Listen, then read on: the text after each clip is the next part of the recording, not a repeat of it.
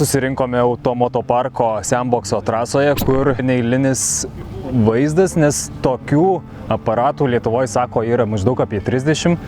Čia yra susirinkę maždaug pusė jų ir daugiau papasakok Lukai, kas čia vyksta. Principas yra kaip Nitro Crossas arba kaip Amerikoje vyksta Nitro RX varžybos. Į startą stoja 6 bagiai ir turi įveikti 5 ratus. Kas finišuoja pirmas, renka taškus ir po 6 važiavimų turėsim nugalėtoją.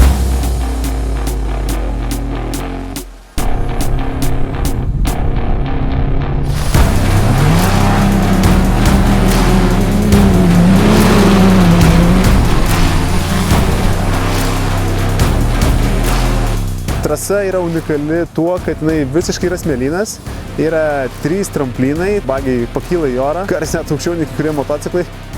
Tai realiai vienintelės tokios varžybos Lietuvoje.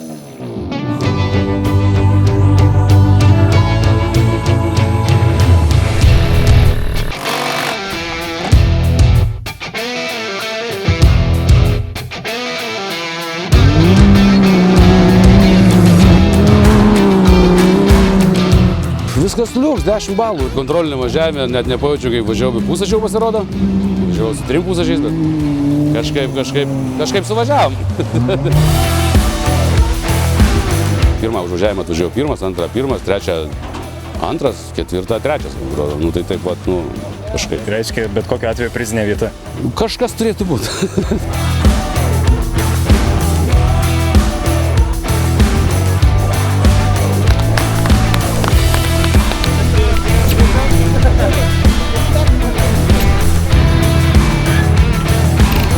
Ir va, stovi. Matosi, kas ready, ne, ir kas ne.